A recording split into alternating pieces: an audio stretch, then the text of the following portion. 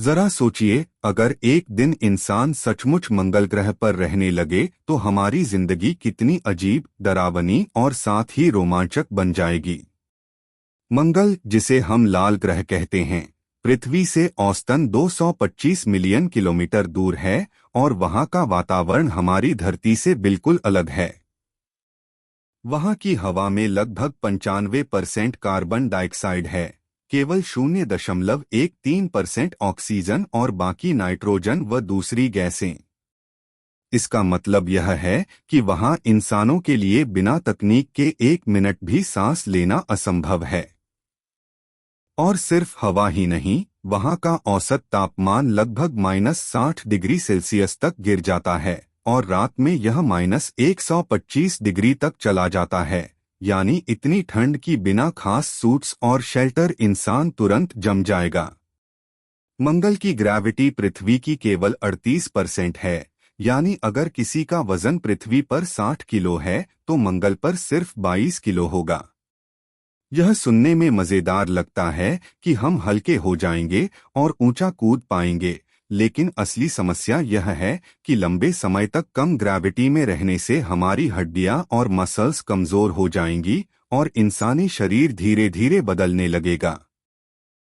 कुछ वैज्ञानिक मानते हैं कि अगर आने वाले हजारों साल तक इंसान मंगल पर रहे तो इंसानों की हाइट ज्यादा हो सकती है, हड्डियां पतली हो सकती हैं और शायद हम एक नए प्रकार की प्रजाति यानी मार्शियन ह्यूमंस में इवॉल्व हो जाएं।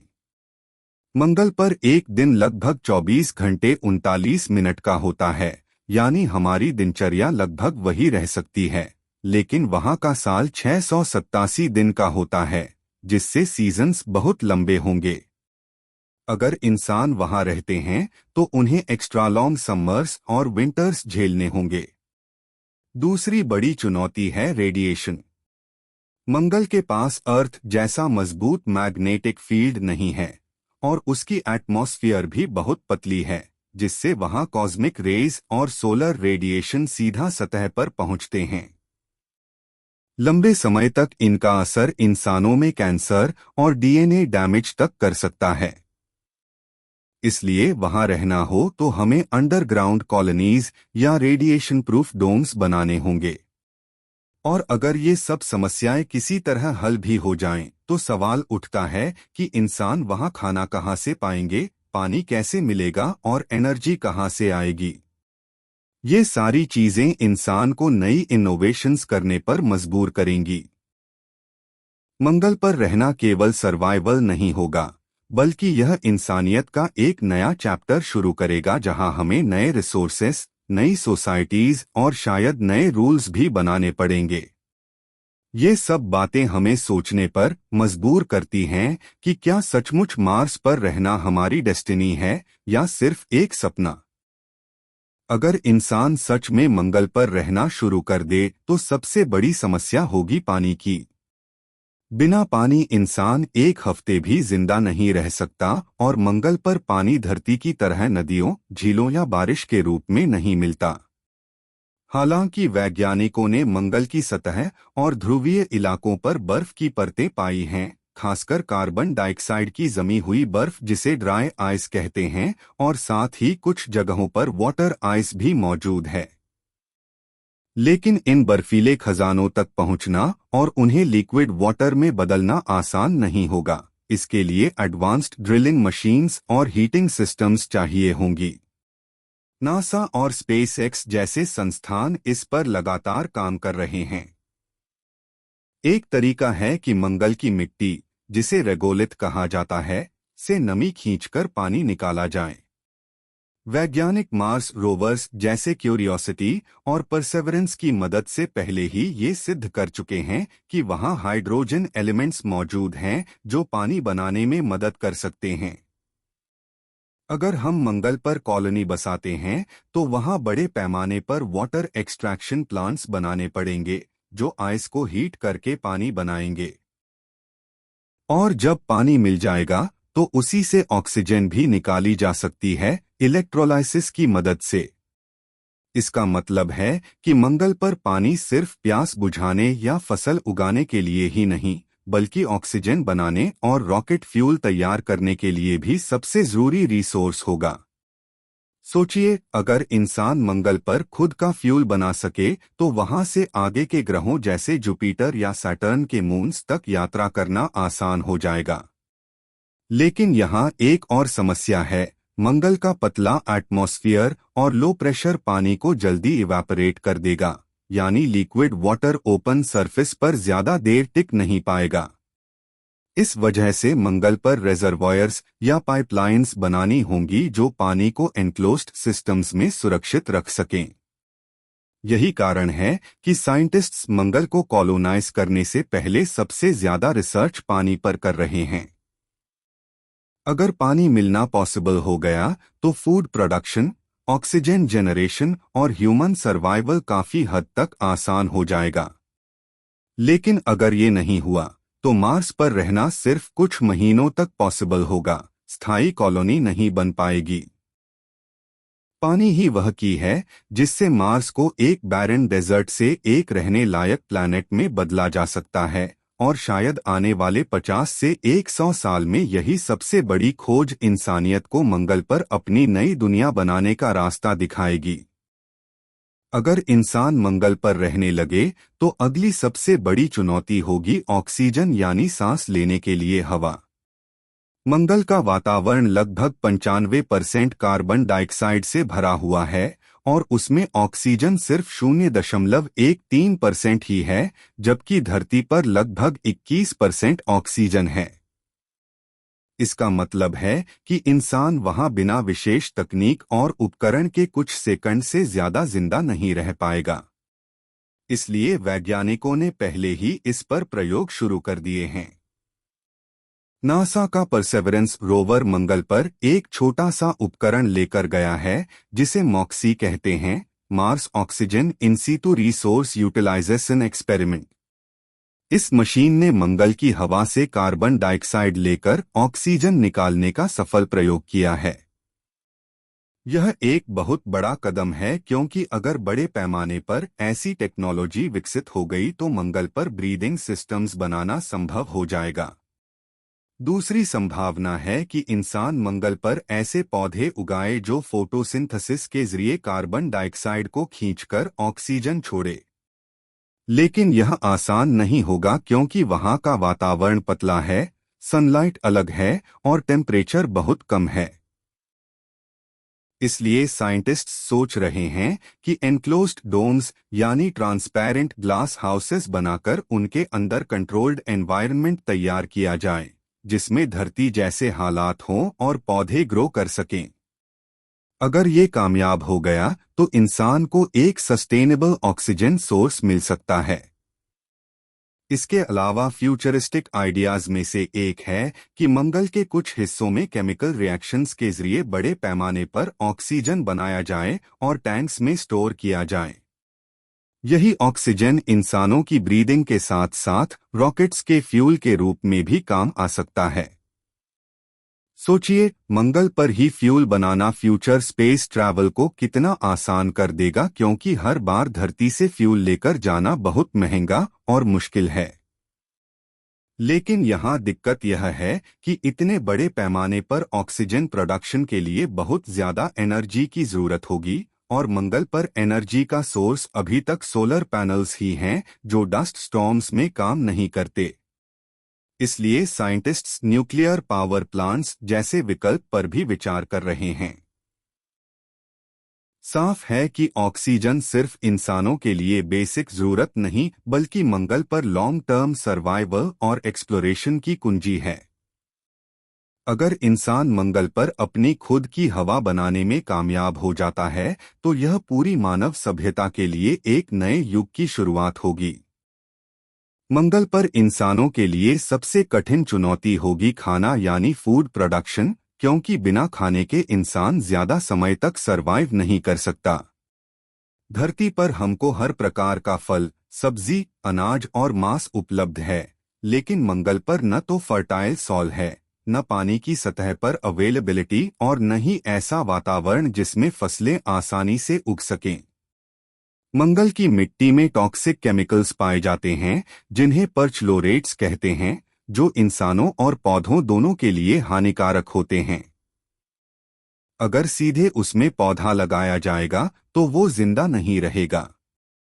इस समस्या को हल करने के लिए साइंटिस्ट्स ऐसी टेक्नोलॉजी डेवलप कर रहे हैं जिसमें मंगल की सॉइल को पहले प्रोसेस करके उसमें से टॉक्सिन्स को हटाया जाएगा और फिर आर्टिफिशियल फर्टिलाइजर्स डालकर उसे फार्मिंग योग्य बनाया जाएगा। नासा और यूरोपियन स्पेस एजेंसी ने एक्सपेरिमेंट्स करके यह साबित भी किया है कि अगर मंगल जैसी सॉइल को प्रॉपरली ट्रीट किया जाए तो उसमें पटेटोज, टोमेटोज और कुछ लीफी वेजिटेबल्स ग्रो हो सकती हैं। इसके अलावा हाइड्रोपोनिक्स और एरोपोनिक्स जैसी मॉडर्न फार्मिंग टेक्निक्स भी बहुत उपयोगी हो सकती हैं क्योंकि इनमें सॉइल की जरूरत नहीं होती और पौधे सिर्फ वाटर या न्यूट्रिएंट मिस्ट के सहारे ग्रो करते हैं। सोचिए, अगर मंगल पर बड़े बड़े एनक्लोज्ड डोम्स में हाइड्रोपोनिक फार्म्स बनाए जाएं तो इंसानों के लिए फ्रेश फ्रूट्स और वेजिटेबल्स अवेलेबल हो सकते हैं। लेकिन फार्मिंग सिर्फ पौधे उगाने तक सीमित नहीं है, बल्कि इसमें एनर्जी, वाटर रिसाइकलिंग और वेस्ट मैनेजमेंट भी शामिल है। इंसान को मंगल पर हर ड्रॉप ऑफ वाटर रिसाइकल करना होगा, हर ऑर्गेनिक वेस्ट को कंपोस्ट बनाना होगा और कंट्रोल्ड एटमॉस्फेयर में प्लांट्स ग्रो कराने होंगे। इसी तरह प्रोटीन्स की जरूरत के लिए लैब ग्रोन मीट और एल्गी फार्मिंग भी ऑप्शन हो सकते हैं। एल्गी बहुत फास्ट ग्रो करती है और ऑक्सीजन भी प्रोड्यूस करती है, इसलिए ये डबल बेनिफिट देती है। फ्यूचर में मंगल पर वर्टिकल फार्मिंग टावर्स बनाए जा सकते हैं जिनमें कम जगह में ज्यादा फूड प्रोडक्शन संभव हो। लेकिन इसके साथ ही एक और सवाल उठता है कि क्या इंसान साइकोलॉजिकली अडेप्ट कर पाएगा सिर्फ लिमिटेड वैरायटी के फूड पर, क्योंकि मंगल पर धरती जैसी इन्फिनिट वैरायटी अवेलेबल नहीं होगी। इस वजह से साइंटिस्ट्स ये भी रिसर्च कर रहे हैं कि कैसे न्यूट्रिशनल नीड्स को पूरी करने के लिए जेनेटिकली इंजीनियर्ड क्रॉप्स और सिंथेटिक फूड बनाया जाए। अगर इंसान मंगल पर सेल्फ सफिशिएंट फूड साइकिल बना पाया तो ये स्पेस कॉलोनाइजेशन के लिए सबसे बड़ा ब्रेक थ्रू होगा। वरना हर बार धरती से खाना भेजना प्रैक्टिकल और इकोनॉमिकल दोनों ही दृष्टिकोण से असंभव है। यही कारण है कि फूड प्रोडक्शन को मंगल कॉलोनाइजेशन का बैकबोन कहा जाता है। मंगल पर इंसानों के लिए एक और बड़ी चुनौती होगी पानी यानी वाटर रिसोर्सेस की अवेलेबिलिटी, क्योंकि बिना पानी जीवन असंभव है।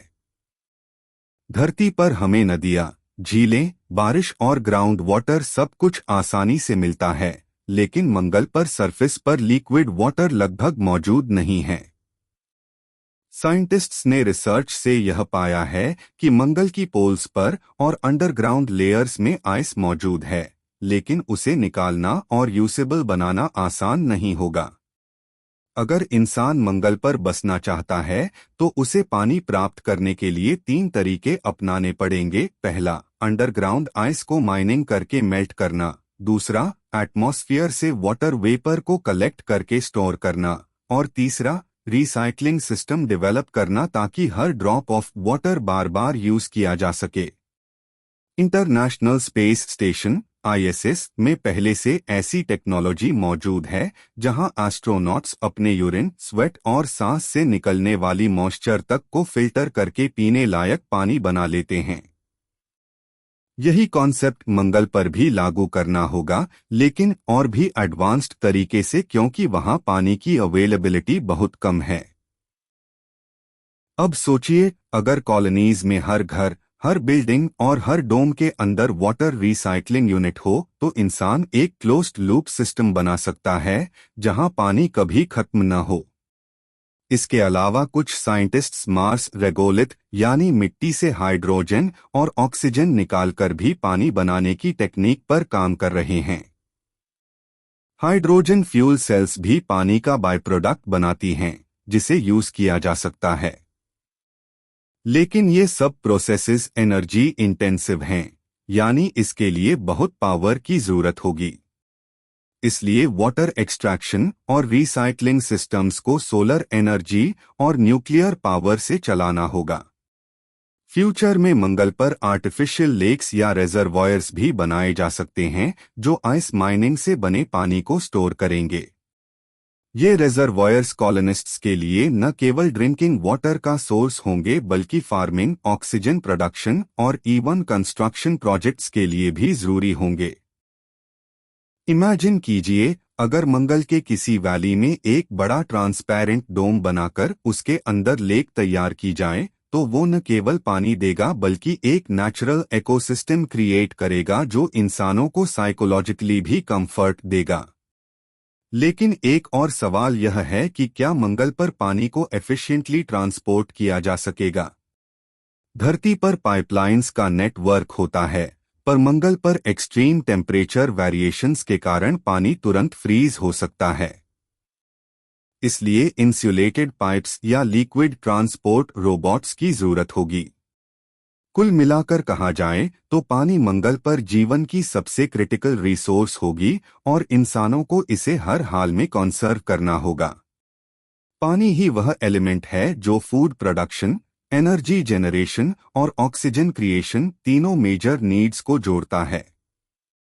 अगर पानी का सस्टेनेबल सॉल्यूशन मिल गया तो मार्स कॉलोनाइजेशन का सपना आधा पूरा समझिए। अब जब पानी की समस्या पर हमने चर्चा कर ली है, तो अगली बड़ी चुनौती है मंगल पर खाना उगाना यानी फूड प्रोडक्शन सिस्टम बनाना। धरती पर हमारे पास फर्टाइल सॉइल, एडिक्वेट सनलाइट और पानी सब कुछ उपलब्ध है, लेकिन मंगल की मिट्टी में ऐसा कोई न्यूट्रिएंट नहीं है जिससे क्रॉप्स आसानी से उग सकें।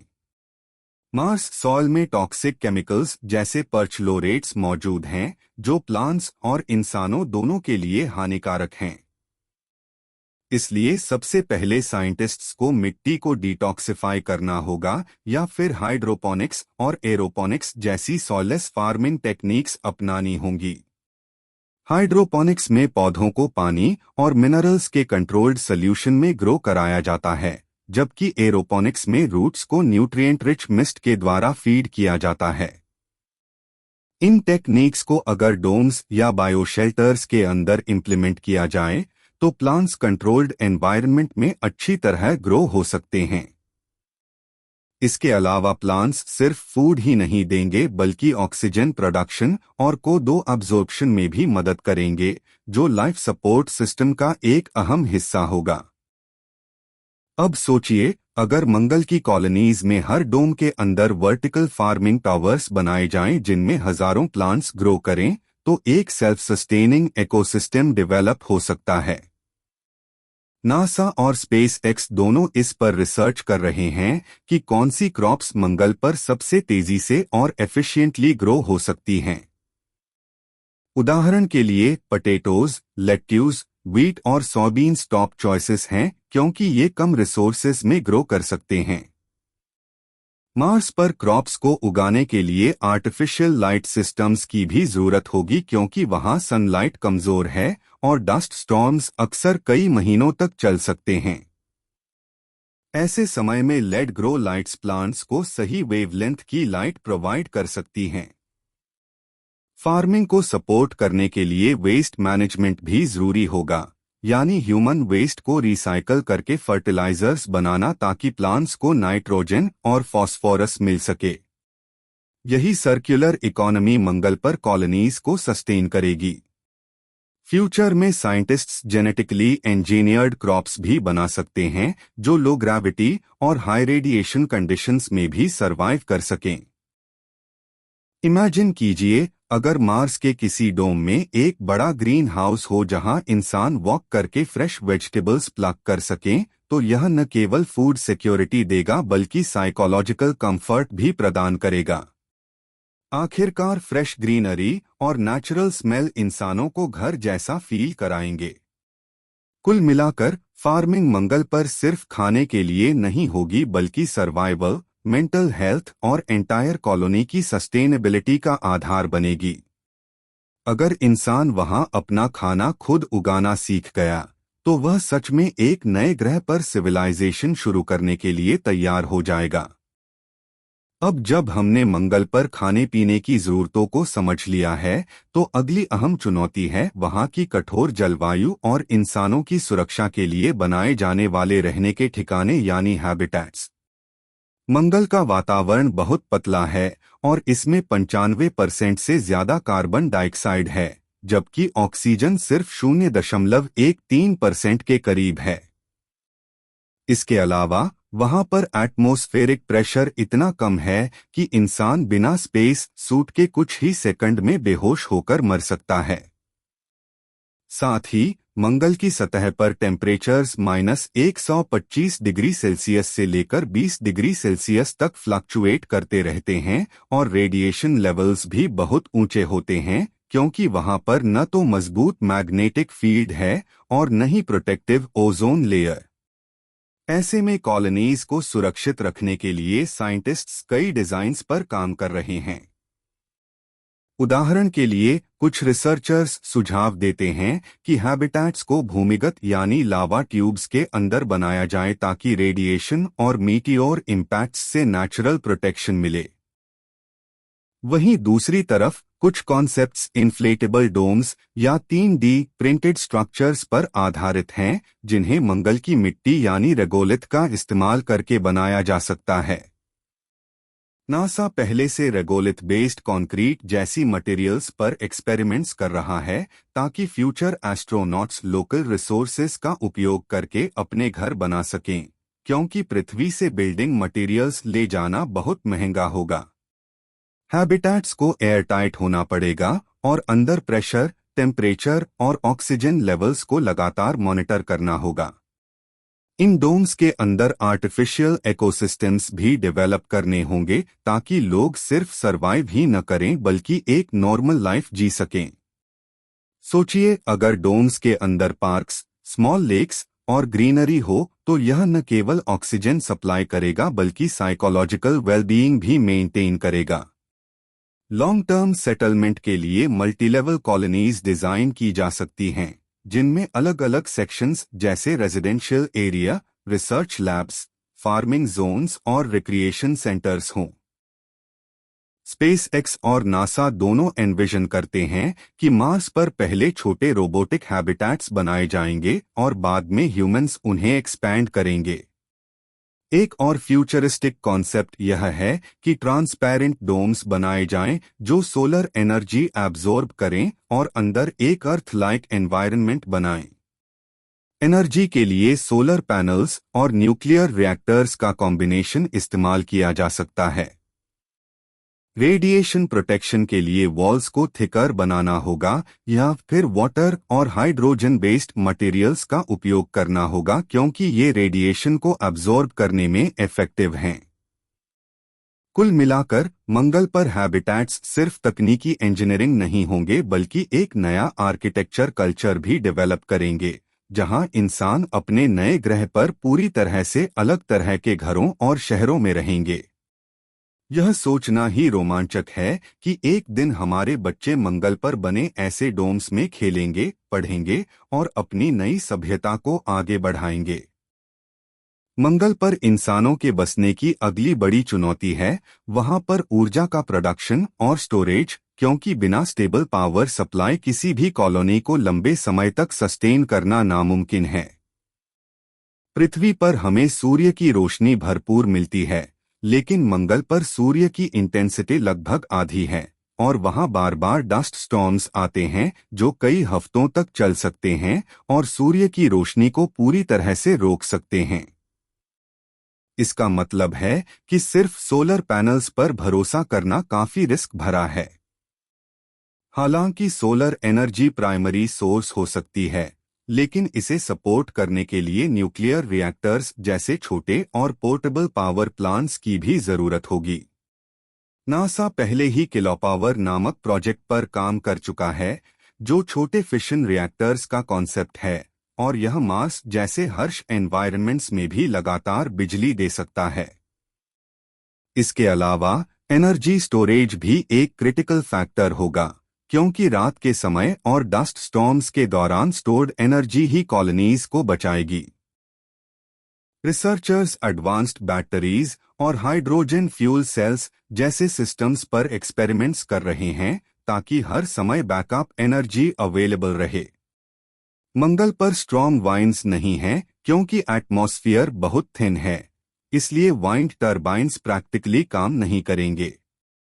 Future colonies energy efficient designs पर भी निर्भर होंगी, जैसे smart lighting systems, insulated domes और हीट रिसाइक्लिंग टेक्नोलॉजीज, जिससे हर वॉट का सही इस्तेमाल हो सके। इमेजिन कीजिए अगर कॉलोनीज में ट्रांसपेरेंट डोम्स हों जिनके वॉल्स में सोलर एब्जॉर्बिंग मटेरियल्स इंटीग्रेटेड हों, तो वे एक तरह से सेल्फ पावरिंग होम्स बन जाएंगे। साथ ही कार्बन डाइऑक्साइड रिच एटमॉस्फेयर का उपयोग करके मीथेन फ्यूल प्रोड्यूस करने के भी प्लान्स हैं, क्योंकि स्पेसएक्स के स्टारशिप जैसे रॉकेट्स मार्स पर मीथेन और ऑक्सीजन को प्रोपेलेंट के रूप में इस्तेमाल करेंगे। साइंटिस्ट्स इलेक्ट्रोलाइसिस और सैबेटियर प्रोसेस जैसी केमिकल रिएक्शंस का इस्तेमाल करके कार्बन डाइऑक्साइड और हाइड्रोजन से मीथेन बना सकते हैं, जो न सिर्फ स्पेसक्राफ्ट फ्यूल होगा बल्कि लोकल पावर जनरेशन में भी काम आ सकता है। एनर्जी सिस्टम इतना रोबस्ट होना चाहिए कि इमरजेंसीज में भी कॉलोनीज सरवाइव कर सकें। अगर कहीं न्यूक्लियर रिएक्टर फेल हो जाए या सोलर पैनल्स डस्ट स्टॉर्म से कवर हो जाएं, तो स्टोर्ड एनर्जी से वीक्स तक कॉलोनी रन करनी पड़ेगी। यही कारण है कि इंजीनियर्स रिडंडेंट सिस्टम्स पर जोर देते हैं, यानी अगर एक फेल हो तो दूसरा बैकअप ऑटोमेटिकली काम करने लगे। मंगल पर लॉन्ग टर्म सेटलमेंट्स तभी सक्सेसफुल होंगी जब एनर्जी प्रोडक्शन कंसिस्टेंट और स्केलेबल हो।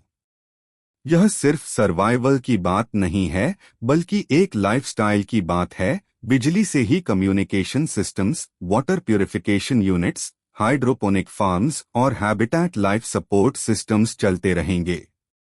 साफ है, मार्स पर एनर्जी को कंट्रोल करना मतलब फ्यूचर ह्यूमन सिविलाइजेशन को कंट्रोल करना होगा।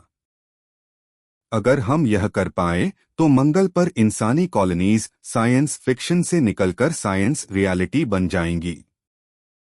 मंगल पर इंसानों की बस्तियां बसाने के लिए सबसे बड़ी और सबसे जटिल चुनौती है खाद्य उत्पादन और भोजन की सुरक्षा। पृथ्वी पर हम आराम से खेतों में फसल उगा सकते हैं क्योंकि यहाँ पर मिट्टी, पानी, बारिश और हवा का संतुलित चक्र मौजूद है, लेकिन मंगल पर हालात बिल्कुल अलग हैं। वहाँ की मिट्टी में एसेंशियल न्यूट्रिएंट्स नहीं हैं, बल्कि उसमें परचलोरेट्स नामक टॉक्सिक केमिकल्स हैं, जो इंसानों के लिए बेहद खतरनाक हैं। अगर सीधे उस मिट्टी में कुछ भी उगाने की कोशिश की जाए तो वह खाना जहरीला होगा। इसलिए साइंटिस्ट्स हाइड्रोपोनिक्स और एरोपोनिक्स सिस्टम्स पर ध्यान दे रहे हैं, जिसमें मिट्टी की जगह न्यूट्रिएंट रिच वाटर सॉल्यूशंस और हवा का इस्तेमाल होता है। इन सिस्टम्स में प्लांट्स को कंट्रोल्ड लाइट, टेम्परेचर और ह्यूमिडिटी मिलती है, जिससे वे तेजी से ग्रो कर सकते हैं। इमेजिन कीजिए मंगल की कॉलोनी में ट्रांसपेरेंट डोम्स हों जिनमें रोज ऑफ ग्रीन प्लांट्स ग्रो कर रहे हों और लेड ग्रो लाइट्स उनकी फोटोसिंथेसिस को बूस्ट कर रहे हों, तो यह न सिर्फ ऑक्सीजन प्रोडक्शन में मदद करेगा बल्कि एस्ट्रोनॉट्स को ताज़ा फल और सब्जियां भी देगा। फूड प्रोडक्शन के लिए वाटर रिसाइक्लिंग सिस्टम क्रिटिकल होगा, क्योंकि हर बूंद पानी को बार बार यूज करना पड़ेगा। प्लांट्स के लिए कार्बन डाइऑक्साइड की कोई कमी नहीं है, क्योंकि मार्स का एटमॉस्फेयर 95% CO से बना है। इसका मतलब है कि प्लांट्स के लिए वहां नेचुरल एडवांटेज है, लेकिन कंट्रोल्ड कंडीशंस क्रिएट करनी पड़ेंगी। शुरू में एस्ट्रोनॉट्स प्री पैकेज्ड फूड लेकर जाएंगे, लेकिन लंबे समय में यह सस्टेनेबल नहीं होगा, इसलिए लोकल प्रोडक्शन ही एकमात्र रास्ता है। जेनेटिक इंजीनियरिंग का इस्तेमाल करके साइंटिस्ट्स ऐसी क्रॉप्स बना रहे हैं जो लो लाइट और हर्श कंडीशंस में ग्रो कर सकें। जैसे पटेटोज और लेट्यूज एक्सपेरिमेंट्स पहले ही इंटरनेशनल स्पेस स्टेशन और मार्स सिमुलेशन लैब्स में सक्सेसफुल हो चुके हैं। फ्यूचर कॉलोनीज में शायद लैब ग्रोन मीट भी एक ऑप्शन होगा, जहां बायोरिएक्टर्स में सेल्स से प्रोटीन रिच फूड बनाया जा सकता है। इससे एनिमल्स को कैरी करने की जरूरत नहीं पड़ेगी और फूड वैरायटी भी बढ़ जाएगी। इसके अलावा इंसेक्ट्स जैसे क्रिकेट्स और मीलवॉर्म्स भी एक हाई प्रोटीन सोर्स माने जा रहे हैं, क्योंकि इन्हें कम रिसोर्सेज में ग्रो किया जा सकता है और ये न्यूट्रिशनल वैल्यू में काफी रिच होते हैं। कॉलोनिस्ट्स को बैलेंस्ड डाइट देना बहुत जरूरी होगा, क्योंकि लॉन्ग टर्म माल न्यूट्रिशन या vitamin deficiency health problems create कर सकती है। इसलिए फूड सिस्टम्स में सीरियल्स, वेजिटेबल्स, फ्रूट्स, प्रोटीन्स और सप्लीमेंट्स सबका ध्यान रखना होगा। फूड सिर्फ सर्वाइवल का हिस्सा नहीं होगा, बल्कि साइकोलॉजिकल कंफर्ट का भी फैक्टर होगा, क्योंकि मनुष्य के लिए खाना एक सोशल और इमोशनल एक्सपीरियंस भी है। इमेजिन कीजिए, मंगल की कॉलोनी में एक छोटी सी कम्युनिटी टेबल हो जहां लोग फ्रेश सैलड या रोस्टेड पटेटोज खा रहे हों और अपने दिन की बातें कर रहे हों, तो यह उन्हें घर जैसा महसूस कराएगा। साफ है, मंगल पर भोजन उत्पादन सिर्फ टेक्नोलॉजी की नहीं, बल्कि क्रिएटिविटी और कम्युनिटी की भी जरूरत होगी। अगर इंसान यह चैलेंज जीत ले, तो मार्स कॉलोनीज जनरेशंस तक थ्राइव कर पाएंगी। मंगल पर इंसानों का भविष्य केवल टेक्नोलॉजी और सर्वाइवल पर डिपेंड नहीं करेगा, बल्कि वहां की सोशल, कल्चरल और साइकोलॉजिकल लाइफ पर भी आधारित होगा। जब पहले सेटलर्स मंगल की धरती पर कदम रखेंगे, तो उनका जीवन मिशन स्टाइल होगा, जिसमें डिसिप्लिन, स्ट्रिक्ट स्केड्यूल्स और लिमिटेड फ्रीडम होगी। लेकिन जैसे जैसे पॉपुलेशन बढ़ेगी और कॉलोनीज परमानेंट होंगी, वहां पर एक पूरी नई मार्शियन सोसाइटी डेवलप होगी। लोग सिर्फ सर्वाइवल के लिए काम नहीं करेंगे, बल्कि एजुकेशन, एंटरटेनमेंट, आर्ट और कल्चर भी क्रिएट करेंगे। इमेजिन कीजिए, मार्स पर पहला स्कूल जहां बच्चे मार्स की ग्रेविटी और साइंस के बारे में सीख रहे हैं, या फिर एक मार्शियन स्पोर्ट्स इवेंट जहां लो ग्रेविटी में लोग नए गेम्स इन्वेंट कर रहे हैं, जैसे सुपर हाई जंप्स या अल्ट्रा फास्ट रनिंग रेसेस। वहां का लाइफस्टाइल अलग होगा, क्योंकि लोग लिमिटेड रिसोर्सेस के बीच रहेंगे, जिससे एक कल्चर ऑफ रिसाइकलिंग, सस्टेनेबिलिटी और कोऑपरेशन डेवलप होगा। पॉलिटिक्स और गवर्नेंस भी एक बड़ा सवाल होगा। क्या मार्स कॉलोनीज अर्थ गवर्नमेंट्स के अंडर होंगी या एक इंडिपेंडेंट मार्शियन रिपब्लिक बनेगी?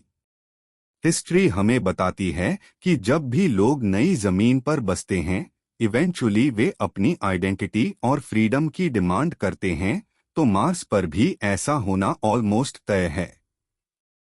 एक दिन शायद वहां का अपना कॉन्स्टिट्यूशन होगा, अपनी रूल्स और लॉज होंगे, और शायद उनका पहला मार्शियन फेस्टिवल भी होगा। रिलीजन और स्पिरिचुअलिटी भी बदल सकती है, क्योंकि लोग नए एनवायरनमेंट में मीनिंग और होप खोजेंगे। शायद वहां की पहली मार्स बोर्न जनरेशन खुद को मार्शियंस कहेगी और एक नई आइडेंटिटी डेवलप करेगी, जो न पृथ्वी की होगी और न पूरी तरह मार्स की। आर्ट और म्यूजिक भी नए रूप में इवॉल्व होंगे, जैसे लो ग्रेविटी में डांस या इंस्ट्रूमेंट्स के नए साउंड्स। साइकोलॉजिकल हेल्थ क्रिटिकल होगी, क्योंकि आइसोलेशन, रेड बैरन लैंडस्केप्स और लिमिटेड सोशल सर्कल्स डिप्रेशन या एंजाइटी ला सकते हैं। इसलिए कॉलोनीज में कम्युनिटी इवेंट्स, थिएटर्स और even virtual reality entertainment systems जरूरी होंगे। ओवर टाइम मार्स सोसाइटी अर्थ से अलग और यूनिक होगी। वहां की आर्किटेक्चर डोम्स और अंडरग्राउंड टनल्स पर बेस्ड होगी, फैशन शायद रेडिएशन प्रूफ सूट्स और लाइटवेट मटेरियल्स पर होगा, और लैंग्वेज में भी नए शब्द जुड़ सकते हैं। यह एक ऐसा फ्यूचर होगा जहां इंसान ने न सिर्फ सरवाइव किया, बल्कि एक नई सिविलाइजेशन क्रिएट की। इमेजिन कीजिए, साल 2150 में कोई अर्थ से टूरिस्ट मार्स जाता है और वहां मार्शियन किड्स को उनके एक्सेंट और कल्चर के साथ बातें करते हुए देखता है, या एक मार्शियन वेडिंग में शामिल होता है जहां रेड लैंडस्केप के बीच नए रिचुअल्स सेलिब्रेट हो रहे हैं। यह साबित करेगा कि इंसान सिर्फ एक ग्रह पर बंधा हुआ स्पीशीज नहीं है, बल्कि एक इंटरप्लैनेटरी सिविलाइजेशन है। और शायद एक दिन मार्स से भी आगे इंसान आउटर सोलर सिस्टम और फिर स्टार्स तक जर्नी करेगा। लेकिन वह जर्नी शुरू होगी मंगल पर एक छोटे कदम से, जहां हमने सीखा कि कैसे सरवाइव करना है और फिर थ्राइव करना है। मार्स पर ह्यूमन लाइफ केवल साइंस फिक्शन नहीं रहेगी, बल्कि एक नया चैप्टर होगा ह्यूमन हिस्ट्री का, जहां हमारी स्पीशीज का फ्यूचर लिखा जाएगा।